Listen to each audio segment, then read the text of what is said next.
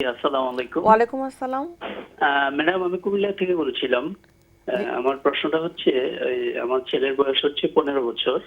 তো ওর হাঁচি এবং ঠান্ডা লেগে থাকে সব সময় আর কি। তো মাঝে মধ্যে আবার শ্বাসকষ্ট হয় আর কি। এই আপনার ডাক্তার ডাক্তাররা কেউ জেনেটিক্যালি দেখেছে? অন্য কোনো ডক্টর দেখেছে? ডক্টর আসলে গত বছর দেখিয়েছিলাম বা মাঝে মধ্যে দেখাই আর কি। তারা কি দিয়েছে? ইনহেলার দিয়েছে? না, ইনহেলার দেয় নাই, মোনাস মোনাসটা খায় আর কি মাঝে মধ্যে। মোনাস মন্টিলিউকাস জাতীয় ওষুধ খায়, হ্যাঁ। জি জি জি। ঠিক আছে। তা আপনাদের দুজনের মধ্যে মা আর বাবার স্যার, মধ্যে হ্যাঁ, আপনি যেটা বলছিলেন আমি শুনছিলাম, সেটা হচ্ছে আমাদের ফ্যামিলি হিস্ট্রিতে অ্যালার্জেটিক প্রবলেম আছে, আমার আছে। ওকে। আমার সোরিয়াসিস আছে আর কি। এটা থেকে হয়তো ইমপ্যাক্ট হইতে পারে এবং কিনা আপনার এই জন্য। আপনার ভাই বোনদের ছেলে মেয়ে, এটা হচ্ছে আপনার ফ্যামিলি, আপনার ভাই বোনদের ছেলে মেয়ে, তাদের মধ্যে কারো কারো আছে বোধহয়। আছে, হ্যাঁ আছে। That's G good. এটাই যথেষ্ট। একটা আমি অ্যাজমাকে এইভাবে স্কোরিং করি যাদের এই ফ্যামিলি হিস্ট্রি আছে, এবং আপনার ছেলের ক্ষেত্রেও অ্যাজমা এটা হওয়ার পসিবিলিটি বেশি। এবং অ্যাজমা হওয়া কোনো ব্যাপার না, অ্যাজমাকে কোনো অসুখ মনে করবেন না। অ্যাজমাটা হচ্ছে একটা কন্ডিশন, যেটা লাইফ টাইম পার্টনারের মতো, ফ্রেন্ডের মতো, এটাকে আমরা চালা যেতে পারি উইদাউট এনি ডিফিকাল্টি, যদি আমরা সচেতন হই। তো আপনার বেবির ক্ষেত্রেও সেটা ধরে নিতে হবে। ওই যেটা বললাম, ওটা রাতে নাকটাকে খোলা রাখা ইনশিওর করার মেইন চ্যালেঞ্জ। এটা যদি আপনি ইনশিওর করতে পারেন তাহলে 50% কষ্ট এটাতেই চলে যাবে। মূল প্রবলেমটা হয় নাক বন্ধ, মাউথ ব্রিদিংয়ের ফলে। এই যা টনসিলাইটিস, ফ্যারেঞ্জাইটিস, যত কমপ্লিকেশনগুলো সব কিছু এখান থেকে। কাজে রাতে নাক খোলা রাখার জন্য আপনার যে রুমে ও ঘুমায়, সেই রুমের ক্ষেত্রে মাইটস কন্ট্রোল, কারণ বাংলাদেশের যে পরিবেশটা আমাদের, যেটা হয় আমাদের প্রতি বছরে আমরা দেখি 10 থেকে 11 মাসে আমাদের ফ্যান বেশি মাস্ট। কিন্তু আমেরিকা, ইউরোপ, কানাডা বা যে কোনো দেশেরগুলোতে সারা বছর হতে লাগে, হয়তো 1 মাস লাগে।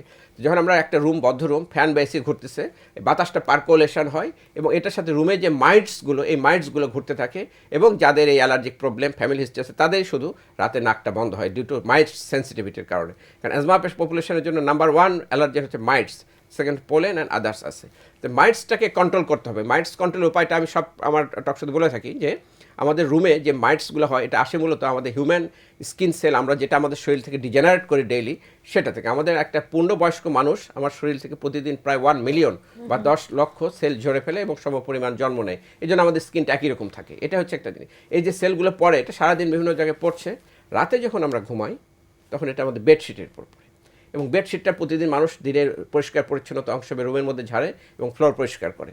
যখন রুমে ঝাড়া হয় তখন এটা পর্দা, ছাদে, ওয়ালে চলে যাচ্ছে, ডেইলি এটা হ্যাপেন। এবং এটা থেকেই মাইটসগুলো জন্ম নেয়, এবং পরে রাতে এটা কাম ব্যাক টু আমাদের ফ্যানের বাতাসে। সো আমরা কী করব, আমাদের রুমে যে মাইটসটা, এটা কন্ট্রোলের জন্য আমরা যেটা করব, আমাদের বেডশিটটাকে অভ্যাসে পরিণত করবো যে আমরা ঘরে ঝাড়বো না, ঘরের বাইরে ঝাড়বো daily. Turn the bedsheet outside the room. ধোয়া আবার রোদে দেওয়া নয়, আমরা বিছানার ঝেড়ে আবার পারবো। সেকেন্ড হচ্ছে নো কার্পেট আর পাপোশ, এগুলো আমাদের বেডরুমে রাখবো না।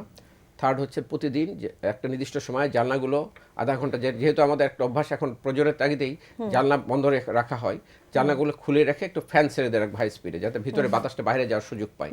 এই তিনটা যদি আমরা সাইমালটেনিয়াসলি করে যাই, তাহলে যাদের অ্যাজমা আছে তাদের অ্যাজমা কন্ট্রোলের ক্ষেত্রে একটা গুরুত্বপূর্ণ ভূমিকা পালন করবে। মাইটসটা কমে যাবে এবং রাতে নাক বন্ধ থাকার প্রবণতা কমে যাবে। এছাড়া আমরা রাতে বাচ্চাদের ক্ষেত্রে মূলত নাক খোলা রাখার জন্য অনেক ক্ষেত্রে নর্মাল স্যালাইন স্প্রে বা ইরিগেশন, সাইনাস ক্লিনজার কতগুলো পাওয়া যায়, এগুলো ক্লিন করা, এবং ডিকনজেস্টেড নেজাল স্প্রে, কোনো ক্ষেত্রে আমরা স্টেরয়েড নেজাল স্প্রে দিই। এগুলো দিয়ে নাকটাকে যদি আমরা খোলা রাখতে পারি তাহলে ট্রিটমেন্ট একটা বড় অংশ ওখানে পালিত হয়ে যায়। এরপরে যদি অন্যান্য এনভায়রনমেন্টাল কন্ট্রোলগুলো এবং অ্যালার্জি কন্ট্রোলগুলো করতে পারি, তাহলে কিন্তু অ্যাজমা আছে কিন্তু কখনো এক্সাজারেট হবে না। এরপরেও যখন তার আসলো কোনো কারণে তার অ্যাটাক হবে, তখন সেটার জন্য তো নির্দিষ্ট আমরা ইনহেলার, এবং ইনহেলার নিয়ে আমি সবসময় কথা বলে থাকি, যাকে আমরা ইনহেলার প্রেসক্রাইব করব বুঝে শুনে করব, এবং ইনহেলারটা যেন প্রথম দিনে তাকে আমরা ডেমনস্ট্রেট করি। যে ডেমনস্ট্রেট করবেন, যে চিকিৎসক, যে পালমোনোলজিস্ট বা যে ফিজিশিয়ান, তার দায়িত্ব এটাকে ডেমনস্ট্রেট করা, শুধু বলে দেওয়া না যে মুখে এইভাবে চাপ দিয়ে নেবেন বা সিগারেট এইভাবে নেবেন, তা না। এবং সে নিজে আগে জানতে হবে হাউ টু ইউজ, এবং কীভাবে নিলে এটা ব্রেথ হোল্ড টেকনিক, এবং এটা যেন এয়ারওয়েতে যায়, মুখে বা জিহ্বায় না পড়ে, এটা ইনশিওর করা তার দায়িত্ব। কারণ সবাই জানে, সবাইকে সারা জীবন ধরে নিচ্ছে, কিন্তু ওষুধগুলো সব জিহ্বা, তালু, এই গলার মধ্যে পড়ে যায়, পার্টিকেলগুলো শ্বাস নালিতে 5%ও যায় না।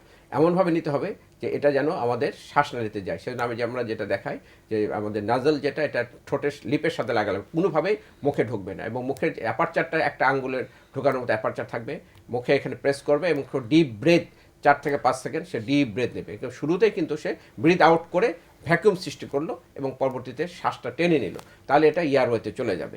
এইভাবে যদি সে নিতে পারে, তাহলে যে অ্যাজমার পেশেন্ট, সে কখনোই বিপদে পড়বে না। ওর জন্য একটা রিলিভার থাকবে, যেখানে যে অবস্থা যে রিলিভারটা সে ক্যারি করবে। উইদিন 3 পাপসের মধ্যে সে রিলিভ হয়ে যাবে, সে ফুললি রিলিভ হয়ে যাবে বলা যায়, যদি সে নিতে পারে ঠিক মতো। আর প্রিভেন্টিভটা যখন তার অ্যাটাক হচ্ছে তখন সে কন্টিনিউ আমরা প্রায় 1 থেকে 2 মাস বা 3 মাস পর্যন্ত প্রিভেন্টিভটা চালিয়ে যেতে বলি, তারপরে যখন একদম কন্ট্রোলে থাকে তখন আবার আমরা বন্ধ করি। এইভাবে কিন্তু তার অ্যাজমাটাকে কন্ট্রোল করতে পারবো।